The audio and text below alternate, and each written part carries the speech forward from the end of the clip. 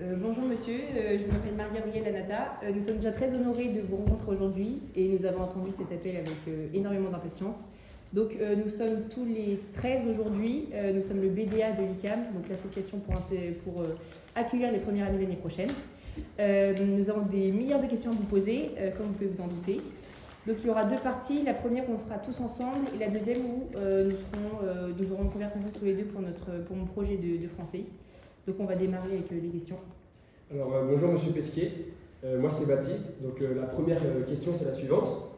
Donc avant de partir dans l'espace, il y a d'abord une longue préparation et on imagine que l'aventure commence déjà dans cette période de préparation. Et on voulait savoir si vous pouviez nous donner un moment fort et un moment un peu difficile du coup de cette préparation. Ok, temps mort, Joseph, ça va ou pas? Il y a le micro coupé. Non. Ah oui. Joseph, ton micro est coupé. Il va pas arriver, toi, là? Oui, il va arriver. La porte, elle est fermée, derrière? Oui, c'est super.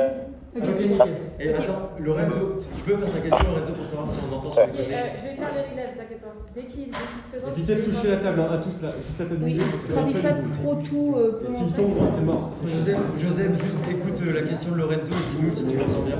Les gars, chut, s'il vous plaît. Silence, vas-y. Du coup, est-ce que vous avez vécu un confinement prématuré? Non, vous avez vécu un confinement prématuré de 187 jours et voir ce que vous allez me donner. Plus doucement et plus fort, mec. Ouais, mais c'est, Ok. Ok, T'entends bien? désolé. Ok, très bien. Bah maintenant, désolé Joseph, mais tu vas couper ton micro jusqu'à la fin. C'était flou, on ne s'est pas articulé. Hein. Coupe tout, Joseph. Oui, il faudra Coupe vraiment la caméra. articuler Ouais.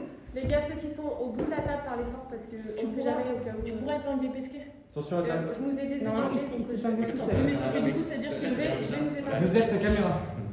Joseph, tu coupes ta caméra ainsi que ton micro. S'il te plaît. Ouais. T'entends pas du tout. Après, il a dit tu veux quoi, bâtard? On a un micro, t'as le Ta micro coupé. caméra, mec. Coupe tout. Non, il peut garder la caméra. Ah, non. C'est vrai, On enchaîne, quitter après Cuchette. Donc, vous avez certainement dû apprendre le russe pour faciliter la communication. Est-ce que vous pouvez nous dire quelques mots en russe, s'il vous plaît? Ok, pause. Il n'enlève pas son masque quand il parle. Si, on fait ça. Quand on parle, on fait bonjour monsieur Pesquier, je m'appelle Alexis Levoir. Et la question. Ok, next. Bonjour Monsieur Pesquier, je m'appelle Joséphine. La question que j'aimerais vous poser, c'est après ces longues années de préparation, la veille du décollage, on se sent comment? Est-ce qu'on est plutôt, est-ce qu'on a envie de tout arrêter ou plutôt excité d'y être? Bonjour Monsieur Pesquet, moi c'est Charles. Est-ce que vous avez toujours eu cette envie de partir dans l'espace, cette envie d'être astronaute, ou alors c'est venu très tardivement avec vos études d'ingénieur?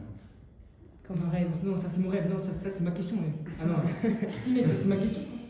Très bien. Alors, une fois dans l'espace, j'aimerais savoir quels sont les liens entre les coéquipiers. Est-ce que c'est plutôt professionnel ou c'est vraiment très convivial? S'enchaîne. Bonjour monsieur Pesquier, je m'appelle Alexis et j'aurais voulu savoir, vous êtes toujours confronté à, vous êtes confronté à l'infini ainsi qu'à des défis scientifiques. À côté de tout ça, la planète n'est pas si grande. Cela relève des questions existentielles, non? Sinon, tu dis être dans l'espace, est-ce que ça vous apprend à relativiser? Comment vous relativisez? Je vais inventer, t'inquiète. Tout va bien. Allez, c'est bien. Alors, maintenant, mec. Stop, vas-y. Du coup, bonjour Monsieur Pesquet, je m'appelle Lorenzo. Ma question, c'est que vous avez vécu un confinement prématuré de 187 jours. Est-ce que vous avez des conseils à nous donner? Et c'est pour savoir qu'il a fait. Putain. Vas-y, ouais. Ça va. Bonjour monsieur Pesquet, je m'appelle Paul, je suis le vice-président de l'association. Et je voulais vous demander, c'est après avoir réalisé le rêve de beaucoup, dont le mien, et maintenant, quel est le vôtre? Qu'est-ce qu'il y a après être astronaute? Bonjour Monsieur Pesquet, je m'appelle Amandine et je voulais savoir si votre parcours était accessible par tous, donc par des étudiants comme vous par exemple. Ok, ouais les gars, et lisez le moins possible votre feuille, parlez fort et on regarde en face. Comment est-ce qu'on va inviter sur la vidéo ou ça? Ok les gars, je vais aller l'épingler et Il y a le moyen. après il arrive. Bonjour Monsieur Pesquier. Bonjour Monsieur. Bonjour Monsieur Pesquet. Bonjour à tous, vous m'entendez ou pas? Très bien. Ah bah excellent. Je me présente, je suis Marie-Gabrielle Lanata. Nous sommes déjà très honorés de vous rencontrer aujourd'hui, on l'attendait avec impatience. Donc nous sommes tous les 13, nous sommes donc le BDA, c'est l'association qui va accueillir les premières années l'année prochaine. Nous avons des milliards de questions à vous poser comme vous pouvez vous en douter. Donc ça va se dérouler en deux parties. La première partie, nous serons tous les 13 et la deuxième partie où nous serons en conversation tous les deux pour mon projet de français comme je vous avais dit. Ok. Donc on va démarrer les questions. Alors bonjour Monsieur Ok, Pesquet. eh ben, c'est parti. Moi c'est Baptiste, donc j'ai une première question pour vous. Avant de partir dans l'espace, il y a une longue période de préparation et on imagine que l'aventure commence déjà durant cette période. Est-ce que vous auriez un moment fort et un moment un peu plus difficile à nous partager? Ouais, bien sûr, effectivement, ça a duré quelques années et il se passe déjà pas mal de choses avant d'aller dans l'espace. Des moments forts, tu sais, on fait des stages de survie, on fait des choses comme ça, c'est pas toujours très marrant. Je me rappelle notamment de stages de survie en milieu froid, enfin l'hiver en Russie, si jamais la capsule se repose pas au bon endroit. Donc ça, c'est 3 nuits dans la neige par 25 degrés. Je pense qu'ils arrêtent la limite inférieure, mais nous, on devait être à moins 12, moins 15. Voilà, et donc ça crée des liens aussi. C'est un peu difficile, mais au final, ça crée beaucoup de camaraderie. Je pense que c'est ça qui est important. On en a tous eu, tu sais. Moi, je me suis blessé. Je l'ai pas tellement créé sur tous les fois, mais je me suis blessé quand même un peu. Sérieux. Pas si loin de mon vol. Et tu sais, quand tu vois que tous tes efforts peut-être vont être anéantis par un truc un peu débile, ça fait pas forcément plaisir, mais voilà, au final, ça s'est plutôt bien passé. J'ai eu de la chance. D'accord. Bonjour, moi je m'appelle Bastien Cresson et je voulais savoir, vu que vous avez dû apprendre le russe, je voulais savoir si vous aviez quelques mots à nous dire ouais. en russe. Quelques mots à vous dire en russe? Ouais, je peux te dire un poème en russe. Si tu veux, même. C'est du Pushkin. Ça s'appelle Yavas Lubil. Yavas Lubil. Любовь еще быть сможет в душе моей, угасла не совсем. Но пусть она вас не тревожит, я не хочу печалить вас ничем. Bon voilà, je vais pas te faire tout le truc. Mais c'est un peu comme ça qu'on a appris le russe, ouais. Mais c'est une très belle langue, je vous engage à... C'est super dur aussi, c'est hyper galère, mais si vous avez l'occasion, c'est assez chouette. Bonjour Monsieur Pasquier, moi c'est Joséphine. Après ces longues années de préparation, la veille de décollage, on se sent comment? Est-ce qu'on est excité d'y être ou est-ce qu'on a plutôt envie de tout arrêter et de tout abandonner? Non, t'as pas envie du tout de tout arrêter, de tout abandonner parce que t'en as jamais été aussi proche, tu sais. Et non, je pense qu'on est... c'est quand même des moments un peu spéciaux, tu sais, tu dis au revoir à ta famille, tu dis au revoir à tes amis, t'as pas tellement le droit de les voir en plus parce que t'es en quarantaine, on parle pas de Covid évidemment, mais nous on était quand même en quarantaine médicale pour pas partir malade dans l'espace. Donc tu vois les gens à travers une vitre, il faut se dire au revoir, c'est de penser si t'as un peu tout dit, c'est super solennel. C'est triste évidemment, il y a beaucoup d'émotions. Puis en même temps, t'es super content parce que voilà, c'est ton rêve, c'est ce pourquoi t'as travaillé, donc t'es à la fois super triste et super ému et à la fois super content. C'est vraiment une sensation un petit peu bizarre. Mais au final, je pense que t'as surtout hâte que ça arrive et tout le monde a hâte que ça arrive. Tu sais, même la famille, au bout d'un moment, ils veulent que tu partes. Ils en ont marre. Ils en ont marre de te dire au revoir, à travers une vitre et puis après de te redire au revoir, tu vois, quand tu montes dans le bus, puis après de te redire au revoir sur le pas de tir de la fusée. Tu vois, à un moment, il faut y aller et puis il faut que ça se passe. Très bien, moi c'est Charles. Du coup, ma question c'est est-ce que vous avez toujours eu cet objectif de partir dans la Lune, dans l'espace, pardon, ou alors c'est venu beaucoup plus tard lors de vos études d'ingénieur? Écoute, c'est une bonne question. Tu sais,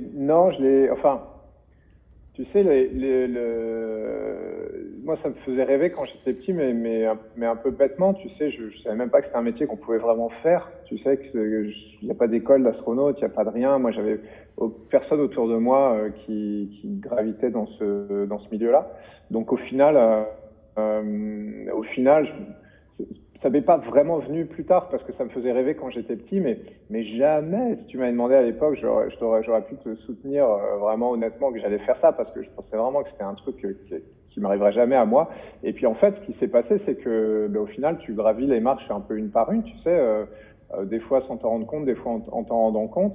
Et puis une des grosses marches, clairement, qui m'a propulsé vers cette carrière-là, c'est une école d'ingénieur en aéronautique, c'est certain. Moi, personne autour de moi non plus était ingénieur. Moi, je viens d'un tout petit village. Mes parents sont hyper simples et toute ma famille. Donc, tu vois, déjà ça, c'était un sacré step. Et puis, ouais, ça m'a ouvert plein de portes après, ça, c'est certain. Ouais.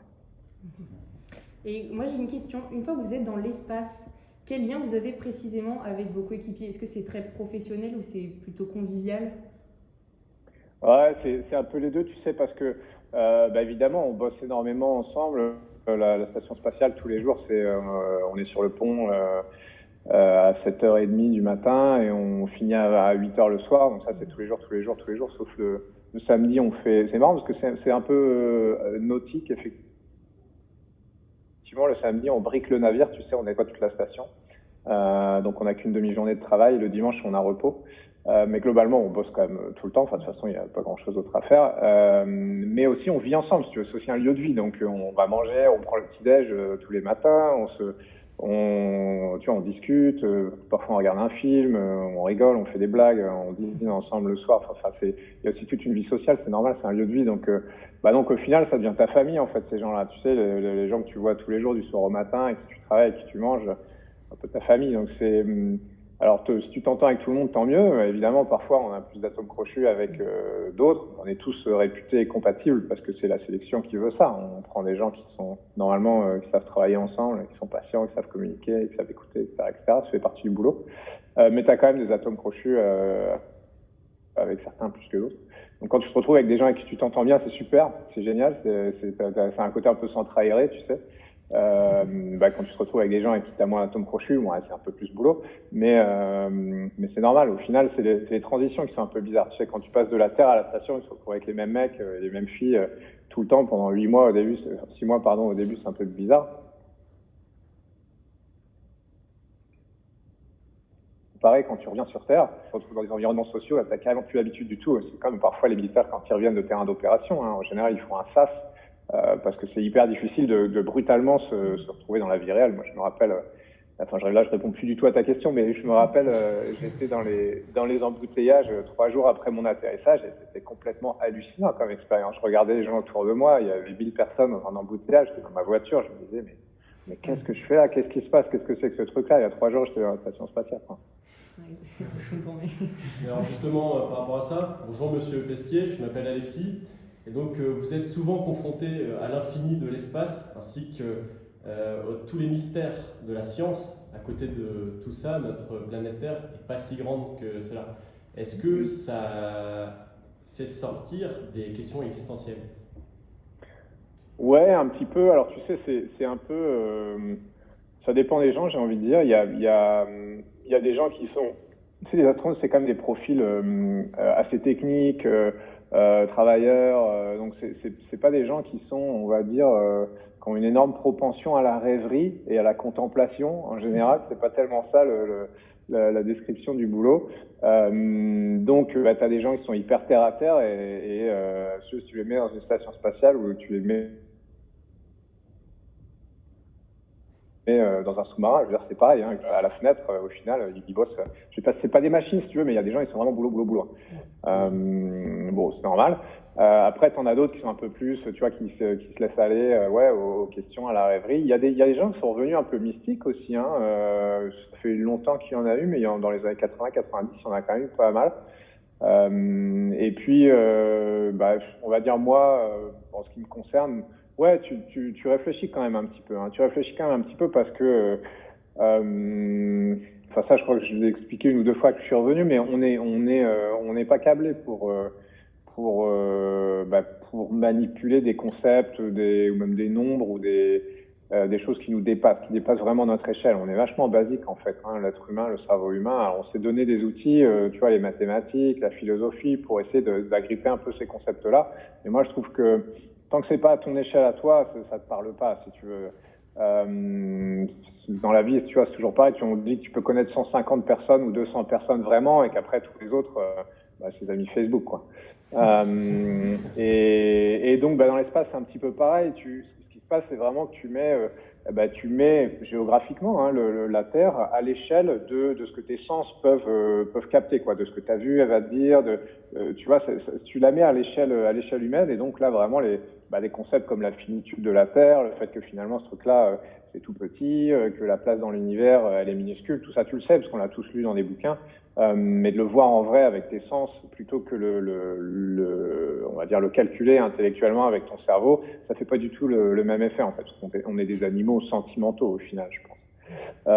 Voilà, donc tout ça pour te faire une super longue réponse, mais pour dire que, tu t'interroges un petit peu, Et puis voilà, chez certaines personnes, ça dure toute la vie après. Chez d'autres, 6 mois après, ils ont oublié. Tu sais, c'est pareil, on est tous un petit peu humains, chacun réagit différemment, quoi. Du coup, bonjour Monsieur Pesquet, je m'appelle Lorenzo. Du coup, ma question, c'est que vous avez vécu un confinement prématuré de 196 jours. Est-ce que vous avez un conseil à donner? Ouais. Ouais, si, bah, tu sais, effectivement, mais la grosse différence, je veux dire, c'est que bah, quand t'as un projet, quand tu l'as choisi, quand c'est ton truc à toi, bah, évidemment, c'est pas du tout les mêmes conséquences. Quand on te l'impose, et que t'avais pas forcément prévu de faire ça, puis au contraire que t'avais plutôt prévu de faire autre chose, c'est plus difficile. Le seul conseil que je peux donner, je pense, c'est que justement, il faut le transformer en projet, quoi. Il faut en faire quelque chose. Je sais pas, t'avais envie de lire, tout Marcel Proust dans la Pléiade. Je crois que c'est le moment, tu vois. Il y a peut-être pas un autre moment dans ta vie, ou alors peut-être à la retraite, et encore, les retraités sont super actifs, mais où t'auras le temps de faire ça, ou autre chose, je sais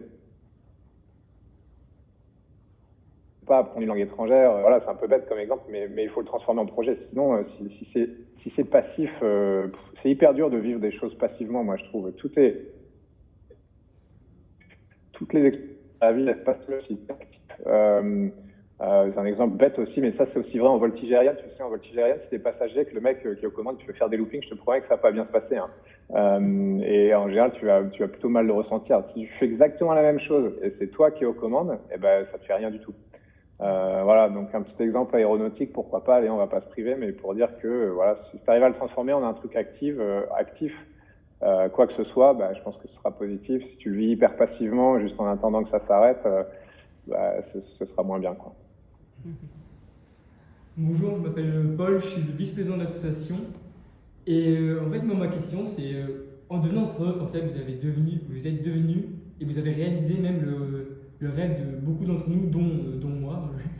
Et qu'est-ce qu'il y a après? Enfin, est-ce qu'il y a un autre rêve qui pourrait dépasser celui de devenir astronaute et d'être dans l'espace ou non?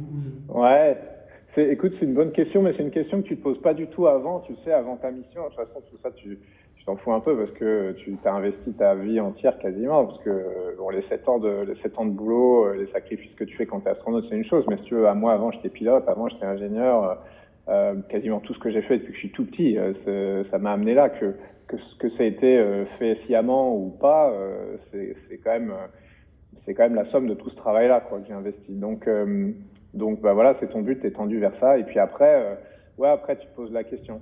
Je pense que c'est un peu comme quand t'es sportif, tu sais, et que j'en sais rien, tu gagnes le championnat de quelque chose, de foot ou de quoi que ce soit, ou la Coupe du Monde.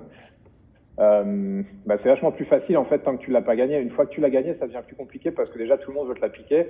T'as une cible sur le dos. Enfin moi c'est pas mon cas. Enfin quoique, il va y avoir une sélection de nouveaux astronautes l'année prochaine si vous voulez vous inscrire. Mais puis il faut retrouver la motivation. Si tu veux, c'est pas du tout pareil la deuxième fois. Il faut la première fois tu sais pas, donc de toute façon tu vas bien en tête et tu sais pas tellement les trucs qui vont faire mal. Du coup quand ils font mal, bon bah ils font mal, mais c'est un peu la surprise, et puis tu sais pas combien de temps ça va durer, donc de toute façon t'enquêtes. La deuxième fois, tu sais quand ça va faire mal et tu sais combien de temps ça va durer. Bon, c'est un peu, je dis pas que tu vas à reculons, mais tu vois, c'est pas la même perspective. Bon, voilà. Et puis après, tout ce qui se passe après la mission, je sais pas, j'y ai pas pensé assez. Tu sais, j'essaie de pas trop y penser parce que je faut pas non plus trop s'éparpiller. Moi, ça me demande vachement de boulot et puis de motivation et puis de concentration et puis d'investissement. Donc si je commence à me faire ça à moitié en pensant à ce que je vais faire après, bah, c'est sûr que ça va moins bien se passer. Mais je sais pas, ouais, je pense que ça peut être un problème de se dire, moi ce que je veux pas, attends, je vais reformuler, excuse-moi, je suis pas clair, mais ce que je veux pas, ce qui à mon avis doit être super dur à vivre, c'est quand la moitié de ta vie, tu la passes à regarder un truc qui est derrière toi. Tu vois, ça c'est chaud. Parce que ça veut dire que je sais pas, y a rien de bien dans ton avenir, quoi. C'est hyper déprimant comme perspective. Enfin, c'est pas qu'il y a rien de bien, mais ce sera jamais aussi bien que ce que tu as fait, tu vois. Il faut pas être président de la République à 39 ans, par exemple. C'est une erreur, parce que après, le reste de ta vie, je sais pas ce que tu vas faire. Voilà, donc tout ça pour dire que moi, bah, j'ai de la chance, je vole une deuxième fois, tu vois, enfin, si tout va bien. Après, il y a une suite, hein. Tu sais, là, c'est l'ISS, mais ce sera la Lune, ce sera autre chose. Donc peut-être j'ai encore un rôle à jouer là-dedans. Et puis sinon, il faut se trouver des projets. Tu sais, il y a plein de trucs à faire. Il y a des opportunités. Alors, je veux pas, j'ai des idées. Je vais pas trop les dire parce qu'il faut attendre un petit peu. Mais il y aura des choses. Mais je veux me donner des projets. Je veux me donner des challenges. Ce sera pas aller dans l'espace, mais tu sais, tu peux faire des trucs sur la Terre qui sont plus durs qu'aller dans l'espace. Hein. Moi, j'ai beaucoup parlé à des navigateurs là récemment parce que je trouve qu'il y a plein de points communs, donc je me suis rapproché de ce milieu-là, moi qui l'étais pas du tout ou pas vraiment navigateur du dimanche. Et je vois ce que les mecs ils font, mais c'est complètement dingo. Hein. Enfin, franchement, moi je trouve ça mais infiniment plus dur que ce que j'ai fait. Les gars qui font le Vendée Globe en ce moment, mais c'est des grands malades. Donc tu vois, ne serait-ce que se dire, bah voilà, je pars en partant de rien, je vais traverser l'Atlantique à la voile tout seul un jour. Quoi. Tu vois, rien qu'un projet comme ça te tient 10 ans et puis franchement, ça te remplit. Hein. Voilà, donc une très longue réponse. Mon projet aussi sera de faire des réponses plus courtes dans le futur. Très instructif, merci beaucoup. Bonjour monsieur, donc moi c'est Amandine et je voulais savoir si vous avez un parcours quand même assez unique et si vous pensez que pour des étudiants ingénieurs comme nous, ce serait accessible un parcours comme ça. Ouais, bien sûr, parce que si tu veux, moi, encore une fois, je le premier à te dire que c'est trop dur pour moi, ou que sans être défaitiste, si tu veux, mais se te dire, attends, ouais, non, moi je suis un mec normal. Et je pensais que c'était que pour des Superman que j'avais jamais rencontrés de ma vie, si tu veux, alors que c'est pas le cas. Il faut juste être, ce qui est difficile en fait, pourquoi la sélection elle est hyper sélective justement, c'est parce que il faut pas avoir de trou dans sa raquette, si tu veux. Il faut avoir une bonne vue, être un peu sportif, parler un peu les langues, avoir un background un peu technique et académique, être un peu quelqu'un qui sait travailler en équipe, tu vois. Mais si tu mets tous ces trucs, mais il faut t'as besoin d'un niveau dingue dans aucun de ces trucs-là. Si tu veux, t'as pas besoin d'être prix Nobel, t'as pas besoin d'être champion du monde d'athlétisme pour être astronaute. Hein. Alors ça, j'en suis la preuve vivante. Mais tu peux pas être nul en rien. Tu vois, tu peux pas avoir un trou. Et en fait, quand tu regardes, quand tu fais les statistiques, il n'y a pas tant de gens que ça qui n'ont pas de trou dans la raquette, quoi. Mais ce qui est vachement rassurant, moi je trouve, c'est que tu n'as pas besoin d'être, je te dis, un prix Nobel ou d'être un super sportif. Donc au final, dans chaque élément, on te demande une performance normale. Une performance normale, tout le monde peut le faire, vous pouvez le faire. Hein.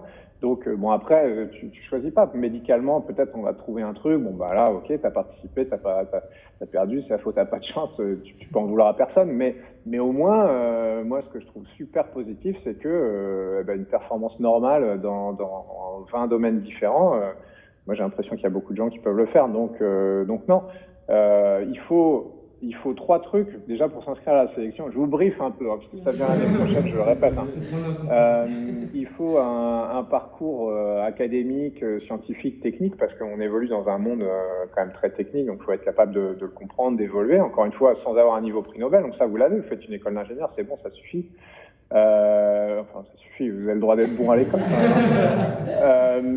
Après, il faut un côté opérationnel. Alors ça, c'est peut-être plus compliqué. Opérationnel, ça veut dire que il faut être dans un milieu où, alors sans vouloir prendre des risques, on va dire, moi j'aime bien dire où tes décisions, elles ont des conséquences un peu immédiates. Si tu veux. Donc t'as des gars, moi je vois dans ma sélection qu'on bossait sur les plateformes pétrolières, des scientifiques qui étaient tu vois, je sais pas, sur la banquise ou sur un brise-glace. Évidemment, les mecs qui sont pilotes, c'est la définition même. Donc tu vois, il faut pas juste avoir été dans ton bureau pendant toute la vie à faire des feuilles de calcul. Hein. Je dirais rien de mal à ça, mais c'est pas le profil qui est recherché. Donc côté opérationnel, être un peu mis en danger, on va dire. Et le troisième truc, c'est international. Donc s'il faut parler les langues, nous on est l'agence spatiale européenne, parce que ça parle un peu toutes les langues. Après on bosse avec les Américains, les Russes. Demain ce sera peut-être les Chinois. Donc c'est pareil. Si tu sais pas parler 3 mots d'anglais, c'est mal parti. Mais encore une fois, je pense qu'à votre âge et avec les études que vous faites, c'est pas tellement compliqué d'aller faire une année au moins à l'étranger. Donc tu vois, si tu as ces 3 trucs-là, voilà, c'est bien. Tu peux t'inscrire sur la ligne de départ. Bon après, il faut courir plus vite que les autres, mais déjà c'est pas mal, quoi. Bonjour Monsieur Pesquet, moi c'est François. Nous voulions vous dire que vous étiez un exemple pour nous et que nous aurions aimé savoir en fait quels avaient été vos exemples, quelles ont été les personnes qui vous ont inspiré et qui vous inspirent aujourd'hui. Ah, c'est une bonne question. Tu sais, c'est marrant parce que moi, je me la suis pas posée cette question, mais on me l'a posée plusieurs fois. Et j'ai du mal à trouver des figures dans ma jeunesse. Alors, tu vois, évidemment, il y avait des trucs que je regardais de loin. Évidemment, il y a des livres que j'ai lus, des films que j'ai regardés. Mais en fait, j'arrivais pas à m'identifier à ces gens-là parce que pour moi, c'était trop loin, si tu veux. Je te dis encore une fois, peut-être juste parce que je viens d'un endroit super simple, un milieu super simple, donc je me disais peut-être ces gens-là, ils sont pas comme moi. Enfin, j'en sais rien, c'était inconscient. Mais j'arrivais pas à me dire ouais, je vais faire comme ce mec-là qui est super fort et super intelligent, je vais faire comme lui. Tu vois, quelque part, je trouvais ça presque arrogant. Enfin, je sais pas comment le dire si tu veux, mais c'est pas grave en fait parce qu'en y réfléchissant, moi je trouve que j'avais plein de héros ou de modèles un peu plus proches en fait dans la vie de tous les jours. Alors je veux pas, c'est un peu cheesy ce que je vais dire, mais c'est vrai. Enfin, tu vois, moi je regardais mon père qui est quelqu'un que j'admire énormément, encore une fois quelqu'un d'hyper simple, mais qui je trouve dans sa vie est juste une personne formidable, quoi. Ou des gens, tu vois, moi j'admire beaucoup les gens qui font à leur niveau, qui sont maires de leur petit village, alors que c'est vraiment que des ennuis, très honnêtement. Tu fais pas, il faut que quelqu'un le fasse. Ou qui prennent l'association, ou tu vois, j'en sais rien, l'institut de village qui va essayer de sortir les enfants peut-être de leurs conditions ou des trucs, des voies toutes tracées pour leur ouvrir l'esprit et tout ça. Moi, des gens comme ça, j'en ai rencontré plein. Et puis, c'est parce que j'en ai rencontré plein que je suis là aujourd'hui, si tu veux. Donc moi, je pense que mes modèles, c'est plutôt des gens comme ça. Alors, voilà, chacun son truc. Et après, on peut aussi prendre un modèle un peu loin et puis essayer de le suivre. Ça marche aussi très bien, il n'y a rien de mal à ça. Mais en fait, tu vois, et je te dis, moi, j'en suis arrivé là parce qu'on m'a posé plusieurs fois la question et puis qu'au départ, elle me bloquait un peu cette question. Je dis, mais attends, oh là là, il y a un problème, j'ai pas essayé de tout faire comme Yuri Gagarin ou comme un truc comme ça. Mais je pense qu'en fait, moi, mon truc, c'était plutôt le local, quoi. Voilà. Merci.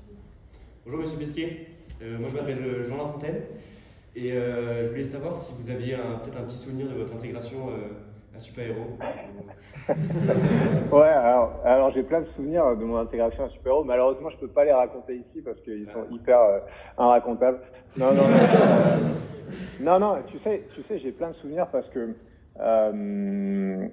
alors la mémoire, tu sais, c'est hyper bizarre. Des fois, tu te rappelles des trucs dont tu n'as pas du tout envie. Des fois, il y a des choses que tu as envie de te rappeler, tu ne te rappelles jamais. Mais il y a quand même un principe que moi j'ai trouvé, c'est que quand il y a une grosse charge émotionnelle, évidemment, je suis pas médecin ou psychologue, rien du tout, mais quand une grosse charge émotionnelle t'imprime vachement la mémoire. Et bizarrement, tu vois, ça a dû être quelque chose comme ça parce que je me rappelle très très bien de tout ce qui s'était passé, des gens que je connaissais pas à l'époque qui sont maintenant devenus des super amis. On en a reparlé, hein, et eux ils se rappellent pas. Parfois ils se rappellent pas. Je leur dis ouais, la première fois qu'on s'est parlé, c'était là. On avait trimballé des cailloux pour aller rénover une abbaye, je crois, ou je sais plus trop. On avait passé la journée. Et les gars ils se rappellent pas. Moi je m'en rappelle.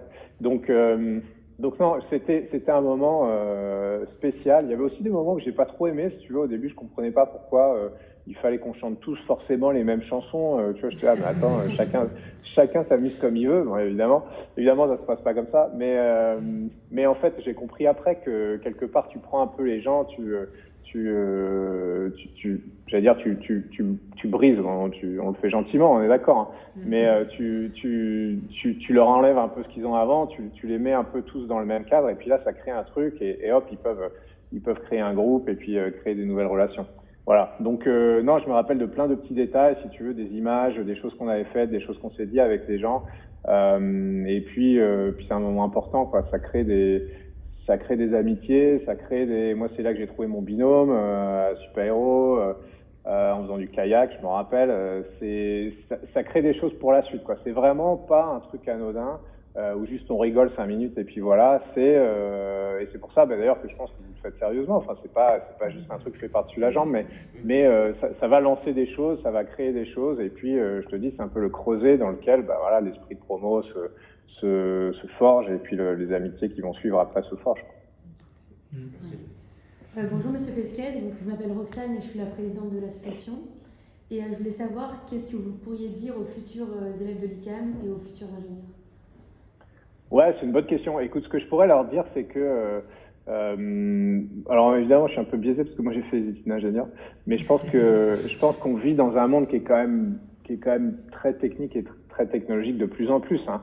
Les gens s'en rendent pas compte parce que ils utilisent leur smartphone ou ils font des visioconférences, ils n'ont aucune idée de comment ça marche. Moi, je connais pas les détails non plus, on est d'accord, je suis pas ingénieur en informatique, mais je pense que d'avoir une compréhension du monde, c'est super important. Et cette compréhension du monde, elle est technique.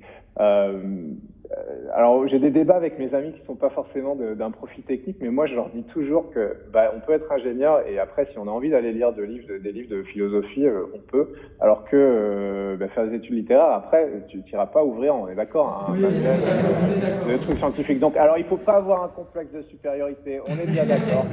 Mais quand même, moi, je trouve que cette approche du monde, qui est que, il faut comprendre la science, la technique, parce que c'est comme ça que ça marche, parce qu'après, quand tu parles de vaccins ou de trucs comme ça, même si c'est de la biologie, parfois tu es quand même un peu plus équipé, ne serait-ce qu'en termes de logique et de déduction et de raisonnement pour comprendre le monde dans lequel tu évolues.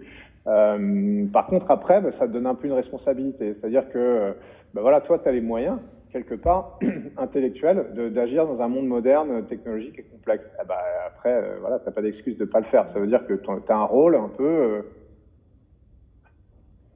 t'as un rôle, j'allais dire, civil, d'organisation. Encore une fois, c'est un peu des grands mots, mais je pense que tu es ingénieur aujourd'hui, tu as quand même un rôle important, quoi. Il faut apporter un progrès technique qui change tout dans la vie, tout en le gardant un peu sous contrôle, parce qu'évidemment, je vais pas vous faire une dissertation sur, peut-être vous en avez d'ailleurs dans le cursus, sur l'éthique du progrès et ce genre de trucs. Mais voilà, je pense qu'on te donne les armes, on va te donner les armes pour comprendre le monde et puis quelque part un peu pour le changer. Donc après, à vous de vous en servir. Alors, donc maintenant, on va passer au Fast and Curious. Est-ce que vous connaissez ce principe? Alors, de loin, c'est quoi? C'est comme portrait chinois, il faut répondre très vite. Oui, exactement, c'est très spontané et des questions très simples. Donc, pour commencer, décollage ou atterrissage? Décollage, parce que c'est le début de l'aventure. Atterrissage, c'est retour vers les proches, c'est bien, mais décollage, c'est plus excitant. En cours, vous étiez plutôt au premier rang ou au dernier rang? Moi, j'étais au dernier rang. J'étais très bon élève, mais j'étais toujours au dernier rang. Je ne sais pas pourquoi, mais c'est comme ça. Le pire, c'est l'atterrissage ou le DS de maths du samedi matin? Le pire, c'est l'atterrissage. L'atterrissage, c'est comme un crash de voiture, si tu veux. En plus, t'es hyper malade parce que t'as pas eu la gravité depuis 6 mois. Donc, le DS de maths du samedi matin, il vous manquera si vous faites un atterrissage. Plutôt Soyuz ou A380?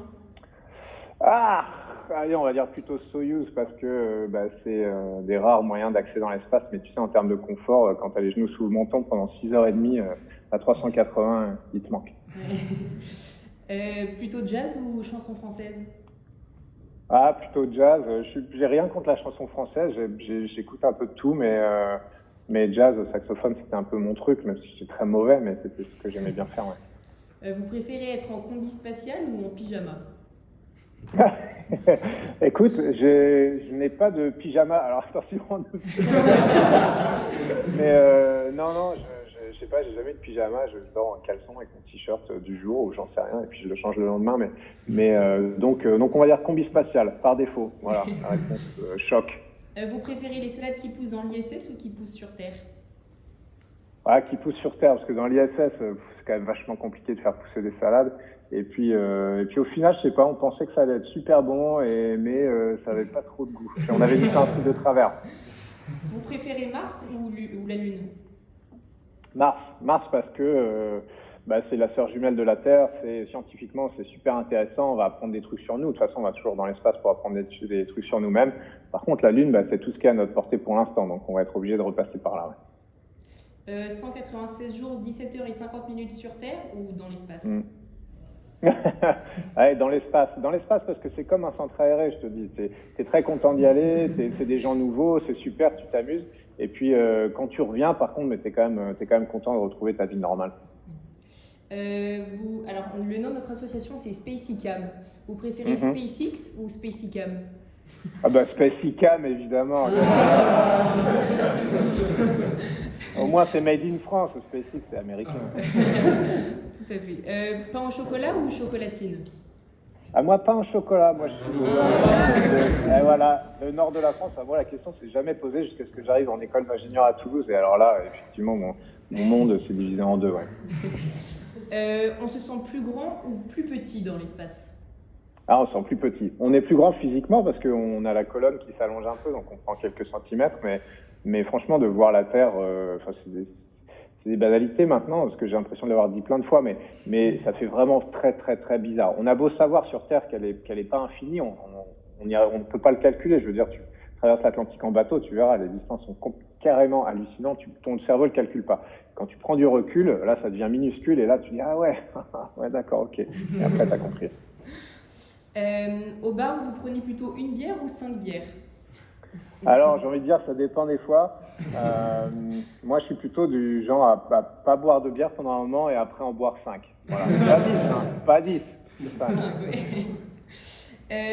Vous préférez Pégase ou Scorpion au niveau des constellations? C'est une bonne question. Alors, je sais pas, moi je vais dire Pégase quand même. Mais je pense que c'est parce que quand j'étais petit, j'ai regardé les Chevaliers du Zodiaque à la télé, le héros c'était Pégase. Donc tu vois, on a tous été formatés par ce truc. Bah, c'est parfait parce que Pégase, c'est notre logo de l'association. Ah bah voilà, tu vois, j'ai même pas fait exprès, tu vois, si j'avais flatté, j'aurais même pas, tu vois. Donc, est-ce que ce serait possible qu'on prenne une petite photo de groupe avec vous? Bien sûr. Très bien. On prend un selfie? Oui. Ah, faut que vous soyez devant l'écran? Oui. Attends, regardez, mettez-vous tous. Tu fais comme ça? Sinon, on peut le poser un peu dans les minuteurs. Non, c'est bon, bien, continue. Roxane Polo devant. Viens là, ah, tu prends même. Ah, mais donnez, au moins. On va pas le cacher quand même. On va mettre un minuteur. Derrière, les petits devant. Tu vois bien là? Ok, tu mets les minuteurs. Ouais. Ouais, prends une vidéo. Laisse, attends, on va vidéo. Non, ce sera meilleure qualité une photo. On va les mettre. Alors. La lumière, c'est à moitié éteint. Ouais. Si on en fait Alors attention, ça clignote déjà. Allez, 10. On en fait une sans le masque. C'est bon? Une sans le masque. On va demander une sans le masque. Une dernière. Allez. Une dernière, ouais.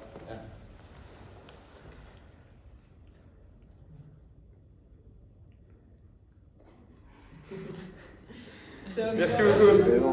Merci beaucoup. Ouais, pas de problème. Avec plaisir. Jolie combi d'ailleurs. Hein. C'est quoi? C'est acheté au magasin de bricolage ou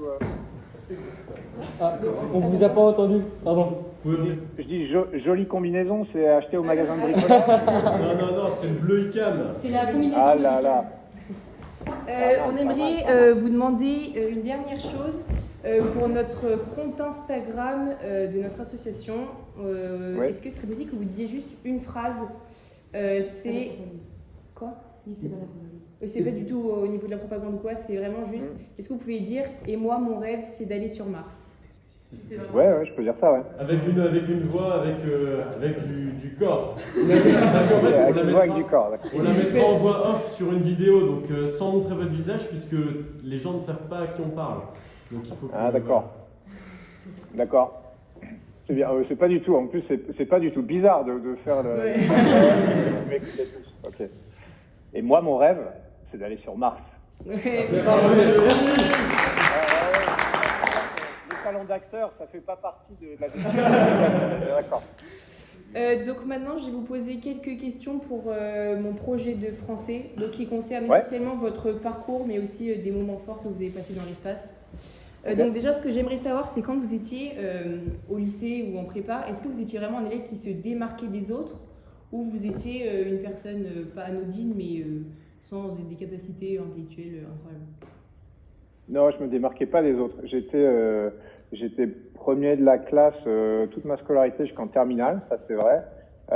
Mais après en prépa ça c'est un peu compliqué parce que tu sais tu te retrouves avec tous les mecs les mecs et les filles pardon les plus brillants qui sont regroupés, donc bah évidemment t'es plus le premier de la classe, mais non j'étais je me débrouillais pas mal si tu veux, mais j'étais pas le génie du coin. J'étais vachement travailleur par contre. Moi je travaillais beaucoup, j'étais un peu laborieux en prépa parce que j'avais l'impression que c'était ma chance, parce que sinon j'étais pas assez smart. Donc je faisais ça. Et puis voilà, quoi. En fait, c'était plutôt ça. J'étais pas le plus intelligent, de loin, je pense, mais j'étais dans les plus travailleurs. Très bien. Et quand l'Agence spatiale européenne a lancé cette campagne de recrutement en 2008, vous avez hésité à vous lancer dedans ou c'était pour vous une évidence et la chance à saisir?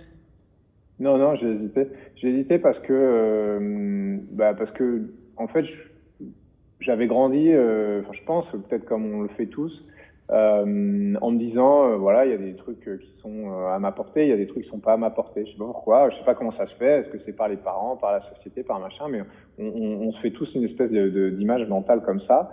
Et puis du coup, je me suis dit, ah ouais, il y a une sélection d'astronautes, super, ça va être des mecs super forts, des filles. Et puis c'est un copain à moi, en fait, avec qui j'avais travaillé au CNES, il m'a dit, mais tu vas t'inscrire à la sélection? Je dis, ouais, je sais pas, tu sais, c'est quand même un peu chaud.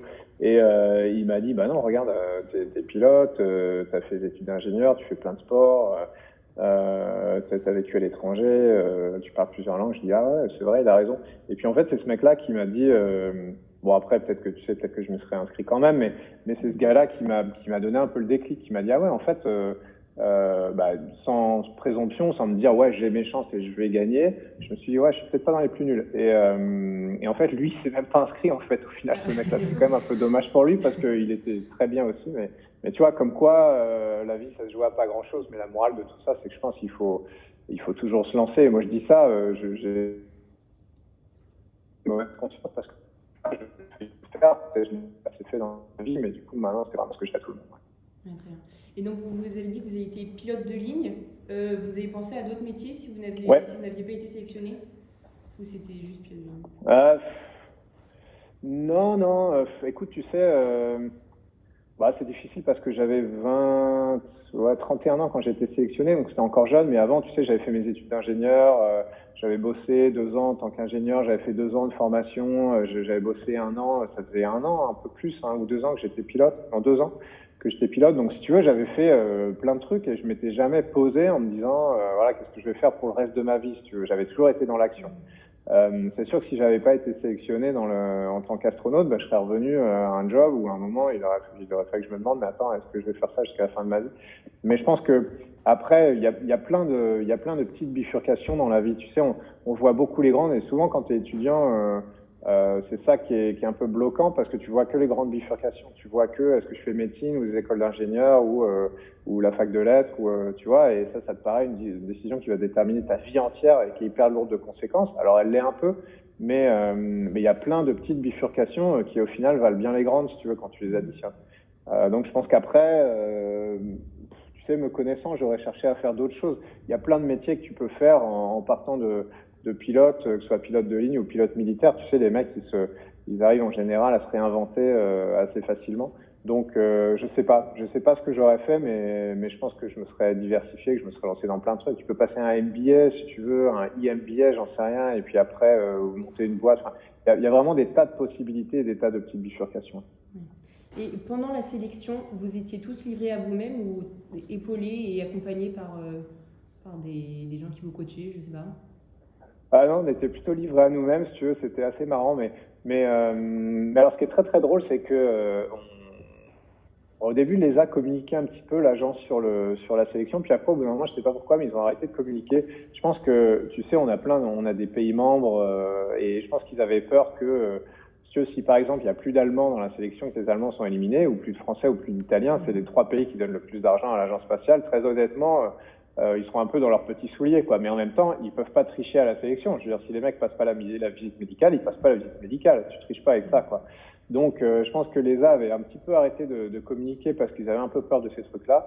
Et ce qui était assez drôle, c'est que il s'est trouvé que dans les semaines, on passait les visites médicales par groupe de 6. Et par groupe de 6, on restait toute la semaine. C'était la mère de toutes les visites médicales, quoi. Du soir au matin, du lundi au vendredi soir. On a vraiment été examinés sous toutes les coutures et plus. Et dans chaque groupe de 6, il se trouvait toujours quelqu'un pour connaître une autre personne, soit directement, soit par connaissance interposée, dans un autre groupe de 6, si tu veux. Et comme ça, on a réussi à regrouper tout le truc nous-mêmes. On a fait une espèce... Alors ça, l'ESA le savait pas du tout, c'était assez marrant. On a fait un grand fichier Excel avec les 45 personnes. On était 45, on l'a découvert à ce moment-là, on savait pas qu'on était 45. Donc il n'y avait pas que des groupes de 6, hein. Normalement en tant qu'ingénieur c'est censé faire le calcul. Mais et on a regroupé le truc avec les profils de tout le monde, les âges, les dates de naissance, les machins. Et puis après, quand les mecs étaient éliminés, ben, il l'annonçait, on a fait une liste, une mailing list avec tous les noms. Et puis quand les mecs étaient éliminés, il annonçait, il disait bah voilà les gars, j'ai reçu une lettre aujourd'hui, je suis désolé, l'aventure se termine pour moi. Et puis bien qu'on n'était pas encadré, qu'on n'avait pas d'informations, on a recréé l'information nous-mêmes. Donc tu vois, c'est assez marrant, je trouve que c'est une histoire assez symbolique sur l'être humain qui arrive toujours plus ou moins à se débrouiller, même dans les situations un peu dégradées, quoi. Et vous disiez dans certaines de vos interviews que vous aviez des tests psychologiques à la fin. Ça consistait en quoi? Bah, ça consiste à te demander si t'étais obligé de tuer ta mère ou ton père, tu choisirais qui, tu vois. C'est un peu ce genre de question. Alors il y a des tests psychologiques qui sont en groupe, si tu veux.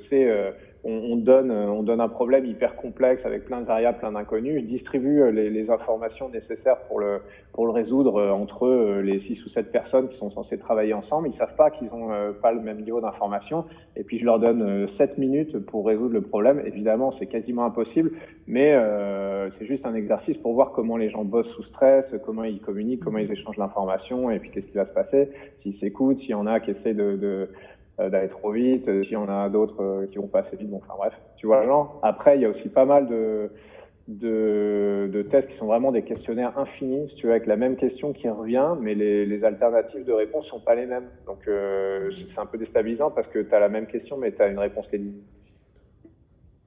différente. Tout ça se coupe à mort et après, te disent, je me rappelle de tu vas voir un vrai psychologue. Et le gars me dit, ah, monsieur Pesquet, vous êtes celui qui a menti le moins. Ah bon? Il dit, fois. Et si tu veux, tu fais quand même 3 fois 850 questions ou un truc comme ça. Donc il me dit, ouais, vous avez menti qu'une fois. Je dis, ah bon? Moi je pensais que j'avais menti plein de fois, tu vois. Et il dit, vous avez menti qu'une fois, c'était un truc sur le sommeil. Et il m'a demandé de le justifier parce que voilà, puis en fait c'est archi facile parce que effectivement j'avais une anecdote qui allait bien. Mais voilà, ouais. C'est sur le profil d'un astronaute d'aujourd'hui pour les vols de longue durée, c'est super important en fait. La psychologie, il faut des gars ou des filles avec qui c'est facile de travailler, qui vont pas s'énerver, qui vont pas être conflictuels, qui vont quand il y a un problème qui arrive, qui vont pas se stresser et se braquer, mais au contraire qui vont être motivés par ça. Donc 6 mois dans une boîte de conserve avec tu vois avec 4 ou 5 personnes, si les gens sont pas bien sélectionnés, ça peut être un vrai cauchemar. Donc c'est vraiment une des choses les plus importantes qu'on fait dans les sélections aujourd'hui, profil psychologique. Et vu de l'extérieur, c'est vrai qu'on a l'impression que vous avez eu jamais d'échec dans votre vie. Est-ce que vous pourriez me raconter un moment où vous vous êtes dit c'est pas fait pour moi, j'abandonne tout et j'arrête? Un moment où j'ai dit c'est pas fait pour moi, bah non, mais il y a plein de moments où j'étais nul dans des trucs, mais c'est pas grave d'être nul. Et ce qu'il faut, c'est être plutôt persévérant. Moi, je trouve il y a des fois où je me suis dit mais attends, mais je me rappelle en tant que pilote mon test de CPL, donc Commercial Pilot License, hein, quand je faisais j'avais 24 ans à l'époque, 24 ans, ouais. 25 ans, je sais plus. Et donc je faisais mon test et c'était dans la formation de pilote déjà. Donc j'avais quitté mon boulot d'ingénieur pour me lancer dans ce truc-là qui était quand même pas garanti, donc ça pouvait rater. Et puis j'ai fait une énorme connerie au début. J'arrive sur un terrain, je sais pas, j'étais stressé, je prends le tour de piste mais complètement à l'envers, quoi. Le truc. Et c'était tout au début, si tu veux. C'était un test de 2 heures en vol et c'était à minute numéro 5, quoi. Et là, je vois l'examinateur, mon instructeur qui était à côté de moi, qui était consterné, il se tenait la tête dans le visage et tout, le mec qui était derrière, qui toussait, qui était là. Ok. Et puis au début, je me suis dit, ah putain, ça y est, c'est fini, c'est terminé. Puis en fait, pas du tout. Après, j'ai dit, allez, on s'en fout, c'est pas grave. Il a fait un truc de 2 heures. Pendant 2 heures, tu fais un truc parfait et tout.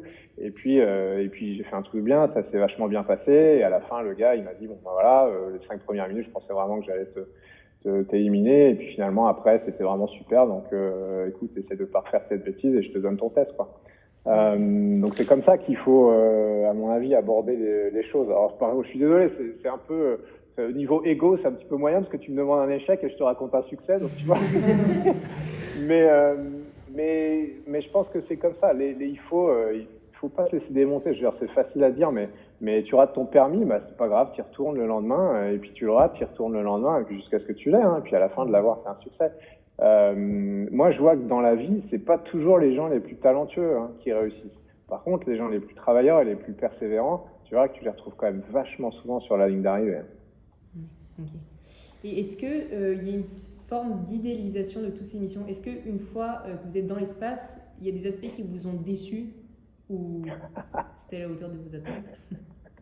T'as déjà vu à quoi ça ressemblait, les toilettes de l'espace? Parce que j'en fais. Mais non, oui, évidemment. Tout ça, c'est romancé, mais je veux dire, c'est normal. Tout est romancé. Je veux dire, c'est acteur d'Hollywood. Je suis sûr que c'est pas glamour tous les jours, tu vois, sans mauvais jeu de mots. Mais tous les trucs qu'on voit de loin à la télé, et ben ça prend une espèce de dimension où moi je me rappelle, tiens, je vais te donner une anecdote pour ça. Je me rappelle après mon vol, donc le vol, tu vois, c'est quand même en termes de communication, les gens ont quand même un peu suivi et tout ça. Donc après que je me promenais dans Paris ou ailleurs, les gens me reconnaissaient. Ok, mais après moi ma vie elle allait pas changer. Si tu veux, moi je prenais toujours le train en deuxième classe et puis je faisais les mêmes trucs que je faisais avant. Sauf que les gens ils hallucinaient de me trouver dans le train de deuxième classe. Ils me disaient mais qu'est-ce que vous faites là? Ils pensaient que j'allais en jet privé chez mes parents en Normandie si tu veux. Et je me rappelle d'une fois j'étais chez Leclerc. C'est pas du product placement mais j'étais chez Leclerc. Je faisais mes courses. Et j'étais au rayon yaourt, tu vois, je te dis le niveau de l'anecdote. J'étais au rayon yaourt, j'achète mes yaourts. Il y a une dame qui vient me voir, elle me dit « Mais vous êtes Thomas Pesquet ?» Je dis ouais, bonjour madame, et tout, c'est moi. Elle me dit « Mais qu'est-ce que vous faites ici ?» Je dis « Bah madame, je fais comme vous, j'achète mes yaourts. » Enfin, tu vois, qu'est-ce que vous croyez la dame? C'est hallucinant, les gens que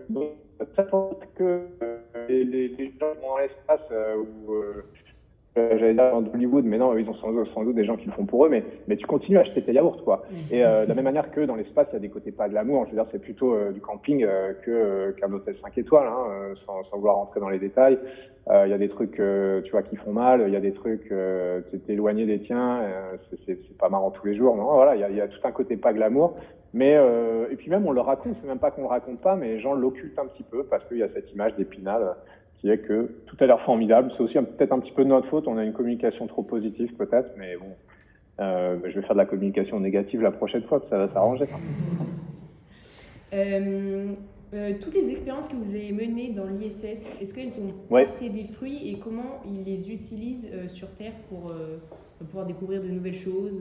Vous avez parlé des souches du cerveau que vous aviez analysées, si j'ai bien compris. Parce que, ouais, mais ça, tu sais, c'est une question qu'on me pose tout le temps et on a du mal à répondre à ça parce qu'on fait 200 expériences sur 200 trucs différents. Et puis évidemment, c'est pas l'agence spatiale qui est PI, comme on dit, qui est principal investigateur sur ces trucs-là. Donc c'est des labos qui mettent en musique. Nous, on fait les expériences, on renvoie les trucs dans les labos. Après, on fait pas hyper bien notre travail, je pense, de les suivre. Eux, ils font leurs publications, mais moi, je suis pas forcément au courant. Donc on a du mal à vraiment tracer les répercussions. Et surtout, en fait, tu sais, la recherche, moi, je me rends compte, c'est pas on trouve pas un vaccin contre le sida tous les jours. Tu vois, d'ailleurs, on l'a pas trouvé. Mais c'est plein de petites découvertes un peu partout. Donc en plus, nous dans la station, c'est multidisciplinaire. C'est pas comme un labo de recherche médicale où là les mecs font un truc. Nous, on fait des petites découvertes un peu partout. Donc tu vois, ces cellules souches de cerveau, effectivement, c'était une expérience de la NASA. Donc il y a eu plein de publications là-dessus. Après, je sais pas si je sais, ça a pas créé un énorme traitement contre les maladies du cerveau, mais ça aide, si tu veux, c'est des petits morceaux qui aident un peu comme ça. Moi, ce que j'ai bien aimé, on avait fait une expérience sur l'atrophie musculaire, ça, je sais qu'il y a eu des publications et qu'ils ont utilisé des trucs contre la myopathie de Duchenne, normalement. Non, pardon, pas normalement, mais la myopathie de Duchenne. Il y a eu ça dont on m'a parlé, il y a eu pas mal de résultats sur les fluides pour modéliser notamment les vagues. Enfin, il y a plein de trucs qui sont super intéressants. Mais on a du mal à mettre le doigt, c'est clairement notre problème, on a du mal à mettre le doigt sur un truc énorme qui ferait que, tu vois, personne poserait plus jamais la question. Si jamais on avait dit, tu sais, ouais, on a trouvé un vaccin contre la Covid grâce à la recherche spatiale, là, c'était bon, c'était fini pendant 10 ans. Mais non, on fait plein de petits trucs qui sont super utiles et super positifs, mais on a du mal à mettre le doigt sur un gros, ouais, c'est sûr. Et est-ce que les risques sont vraiment minimes en partant ou vous savez que vous avez des chances de ne jamais revenir sur Terre?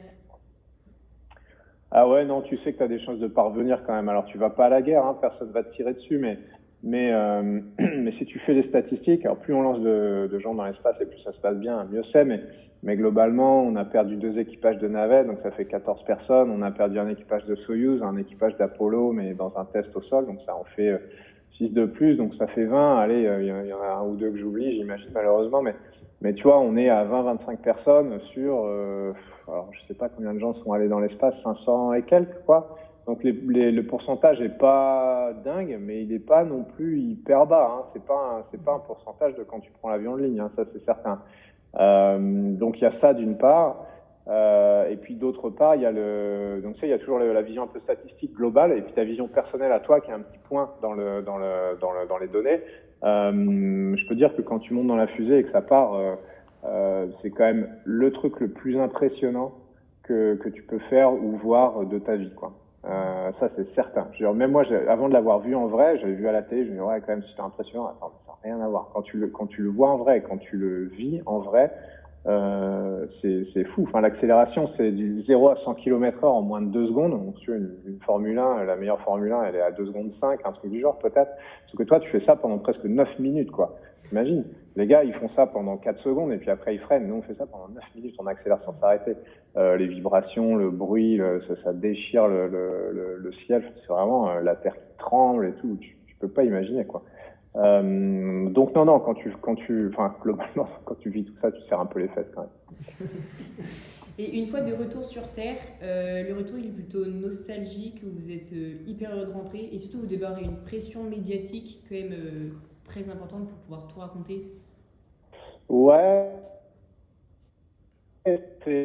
Écoute, la pression médiatique existe, mais tant parce que tu as envie bon, évidemment, l'agence, ça leur fait un peu de pub, c'est certain, ça les met un peu leur programme scientifique sur le devant de la scène, donc il faut que tu en fasses un peu, mais c'est quand même un peu toi qui mets le curseur. Si vraiment tu t'aimes pas, tu t'en fais le moins possible, et puis voilà, si t'aimes bien, tu t'en fais un petit peu plus, ou si tu trouves que c'est important. Moi, j'en ai sans doute fait un petit peu plus, mais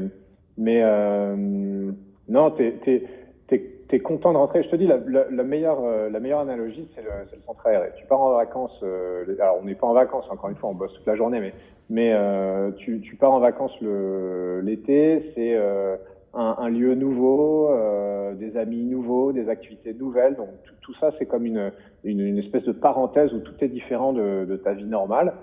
C'est ça, d'aller dans l'espace, hein. Tout est différent, même la manière de manger, la manière de bouger, les fringues que tu mets, les gens avec qui t'es, quelque part, c'est pas les gens de ta vie normale, si tu t'entraînes avec eux. Mais à un moment, si tu veux, il faut que tu reviennes dans la vie normale, parce que le centre aéré, c'est une parenthèse, et c'est très bien, mais c'est très bien justement parce que c'est limité. Si ça devenait la vie de tous les jours, quelque part, vraiment, t'en aurais marre. Et toi, quelque part, t'as ta vie normale avec, j'en sais rien, tes amis de l'école, enfin, si je place ça à un âge jeune, tes amis de l'école, je sais pas, tes activités, ton club de sport, tes parents, ta chambre, tes bouquins, ton journal intime, que sais-je encore. Mais tous ces trucs que t'as envie de retrouver. Donc c'est vraiment comme ça que ça se passe. Et du coup, quand tu reviens du centre aéré, t'es nostalgique parce que tu te dis, cette expérience, elle était géniale, je me suis éclaté. Je sais pas si je vais retrouver ça dans ma vie, tu vois, c'est peut-être, ce sera différent, mais ce truc-là en particulier, cette parenthèse dans ma vie, cette expérience, je la retrouverai pas, donc je suis triste de partir, de dire au revoir, je suis déçu. Il y a peut-être un amour de vacances qui est en jeu, d'ailleurs, ce n'est pas mon cas dans la station spatiale, mais tu es content de rentrer parce que tu vas retrouver ta vie normale, et puis moi je pense que l'être humain a quand même besoin d'évoluer dans du normal. Tu peux pas évoluer dans de l'exceptionnel tous les jours parce que tu deviens dingue, donc faut que tu évolues dans du normal, puis de temps en temps de l'exceptionnel. Voilà, c'est ça l'état d'esprit. C'est pas difficile le retour, ça demande un peu de réadaptation, mais c'est vraiment le même état d'esprit que plein de gens ont déjà connu du coup. Et comment vous vivez votre rapport à la célébrité au quotidien? Le fait d'aller par exemple chez Leclerc et d'être connu? Ouais, alors c'est extrêmement chiant. Enfin, oui et non. En fait, c'est au début, alors ça dépend. Est-ce que il y a des gens, très honnêtement, même chez les astronautes, il y a des gens, ils carburent à ça parce que c'est flatteur, c'est l'ego et tout ça, machin. Et puis on en connaît tous. T'as des gens, ils carburent à ça, ils aiment bien être sur le devant de la scène, ils aiment bien qu'on les reconnaisse, qu'on leur demande leur avis et tout, machin, tout ça. Et à certaines proportions, voilà. Et au début, si tu veux, même si tu carbures pas à l'ego, tu vois, t'es là, ouais, c'est marrant, les gens te reconnaissent, on peut faire un selfie, ouais, bien sûr, pourquoi pas et tout.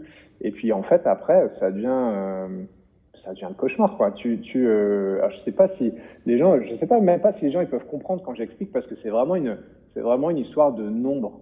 Je te promets, les 250 premiers selfies, tu les fais avec le sourire. Les 2500 premiers selfies, tu les fais, et puis bon, tu souris un peu moins, quoi. Tu souris d'un côté. Les 25 000 selfies d'après, je peux te dire que après, c'est hyper usant, quoi, parce que c'est bête à dire, mais tu as l'impression que tout le monde a des... Et si tu veux, je veux pas avoir l'air négatif parce que individuellement les gens, en plus c'est positif, ils m'aiment bien. Si tu veux, ils viennent me voir, ils me demandent une photo parce qu'ils m'aiment bien. Donc je vais pas je peux pas refuser. Puis je vais pas leur dire, bah non monsieur vous me saoulez. Mais quelque part, tous les Français, là je suis un peu présomptueux, mais tous les gens qui ont suivi la mission et qui ont bien aimé le truc, quand ils me voient, ils viennent faire un selfie. Ça veut dire que 1 million de fois par an. Il y a des gens qui prennent 1 minute de mon temps, quoi. Et je te promets que quand tu ajoutes tout ça, tu n'as plus de temps pour tes amis, tu n'as plus de temps pour... tout ton temps, et tu dois ton temps aux gens, tu as des obligations envers tout le monde, et c'est hyper... ça devient dur à vivre. Voilà. Et en plus, le pire, c'est que quand j'en parle, j'ai mauvaise conscience parce que je me dis, mais attends, c'est hyper positif, les gens, ils sont enthousiastes, ils viennent pas pour m'engueuler, si tu veux, heureusement d'ailleurs. Mais je te promets que sur le temps long, quand ça s'accumule et que c'est pas toujours facile à vivre. Après, je comprends pourquoi les mecs se planquent ou voyagent en jet privé. Malheureusement, moi, j'ai pas de jet privé, donc je voyage en train. Vous regrettez de temps en temps ce choix de vie ou pour rien au monde? Bah non, pour rien au monde parce que au final le jeu en vaut tellement la chandelle et puis même parce que si tu veux, ça c'est de la fatigue en fait. J'en ai marre parce que je suis en France et je pas 5 minutes où tout le monde a un truc à me demander tout le temps. Mais après je retourne en Allemagne, personne me connaît et puis tu vois, tu recherches tes batteries donc c'est pas grave. Et puis en plus tu vois, si tu veux, d'être allé dans l'espoir, d'être allé dans l'espace, c'est mon rêve à moi. Donc j'ai quand même de la chance, énormément de chance déjà d'avoir été en bonne santé, que les choses soient bien passées. C'est un petit miracle quand même. Enfin, c'est une succession de petits miracles d'aller dans l'espace. Techniquement, que ta santé, que ton truc, que tout se passe bien. Donc quand je suis arrivé dans la station, j'y croyais pas. J'y croyais pas parce que le nombre de choses qui peut mal se passer, je veux dire, jusqu'à la veille du décollage, même pas après le décollage, je pensais quand même qu'il allait se passer un truc, que le Soyuz allait pas marcher, qu'on allait faire un retour d'urgence sur Terre. Enfin, j'arrivais pas à y croire. Et finalement, tu y arrives, donc c'est quand même un truc que je souhaite à tout le monde. Ce sentiment, moi j'avais un sourire sur le visage béat quand je regarde les photos des 48 heures du début de la station et j'étais mais tellement content. Donc ça déjà c'est super. Et puis en plus, tu sais ce que ça m'a donné ce truc-là? Ça m'a donné le pouvoir de faire plaisir aux gens. Et ça, c'est hyper bien parce que, il y a des gens, si tu veux, ils me disent, ah ouais, Thomas Pesquet, c'est super, est-ce que je peux faire une photo? Et puis j'ai le pouvoir de leur faire plaisir et de les rendre contents. Attends, c'est hallucinant, c'est super bien ce truc-là. T'imagines un peu? Tu peux rendre des petits garçons et des petites filles contents comme ça sur commande. Enfin, qui c'est qui a ce super pouvoir-là? Donc non, c'est super positif. Et puis voilà, il faut en chier un peu pour en arriver là, mais ça en vaut la chandelle. Ouais. Donc là, vous allez repartir dans quelques semaines dans l'espace. Est-ce que vous pourriez refaire encore une mission après celle-là ou vous arriverez un peu au bout de votre... C'est gentil, je suis pas si vieux que ça quand même. Non, écoute, pour les Européens, tu sais, on a moins de missions que les Américains et les Russes parce qu'on met moins d'argent tout simplement là-dedans. Hein. La station spatiale, l'Europe, on paye 8%, donc c'est quand même pas grand-chose. Mais bon, malheureusement, en termes de nombre d'heures de vol, c'est comme ça, en termes de nombre d'heures de vol, c'est proportionnel à ton budget, évidemment. Donc, tu sais, de faire 2 missions de 6 mois, c'est déjà super bien, hein.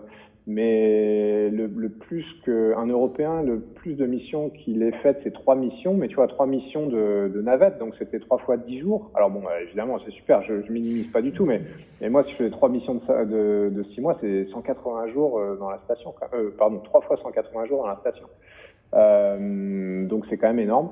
Tout ça pour dire que je sais pas, déjà 2 missions de 6 mois, c'est super bien. Là, on va faire une nouvelle sélection, donc peut-être à un moment, ce sera place aux jeunes, si tu veux, c'est normal. Quand moi j'étais jeune, j'avais envie que les vieux se barrent et nous laissent voler, donc maintenant, je vais pas non plus faire le contraire.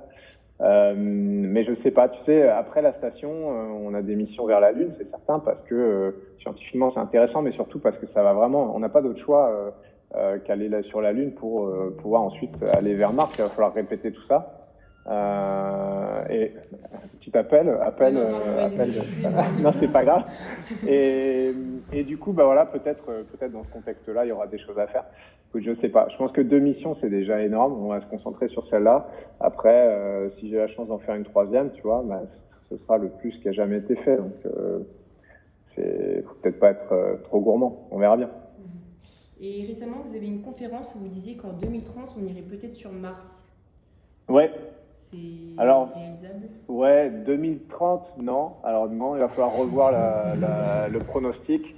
Ça devait pas être si récent que ça quand même, parce que j'ai pas dit ça depuis un certain nombre d'années quand même. Mais non, 2030, je pense pas. Les Américains disent la Lune 2024. Bon, 2024, ouais.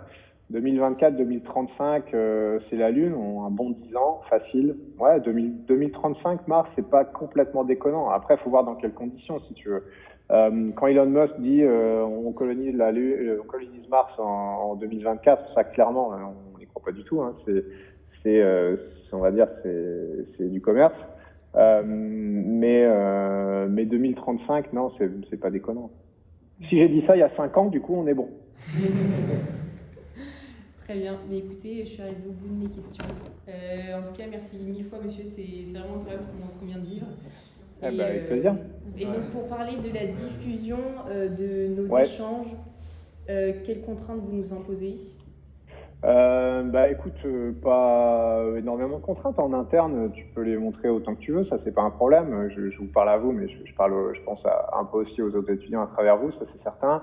Après, je sais pas, ça dépend de ce que tu as en tête. Évidemment, il n'est pas question de gagner de l'argent avec cette interview, mais ça, je sais bien que tu ne parles pas de ça. Non, mais je sais bien, je plaisante. Après, tu as envie d'en faire un peu YouTube, je sais pas. Écoute, des idées, tu me les envoies, ou je te passerai peut-être les coordonnées d'Adélaïde qui travaille avec moi à l'ESA. Là. Tu m'envoies l'idée que tu as et elle te dira oui, non, oui. Et puis comme ça, c'est le plus simple. Pas de souci. Écoutez, c'est ouais. Merci beaucoup, monsieur. Bon. Merci à tous. Bon courage, bonne collaboration. À plus. Peut-être un jour dans la vraie vie. Bonne mission, oui. Merci. À plus. Ciao.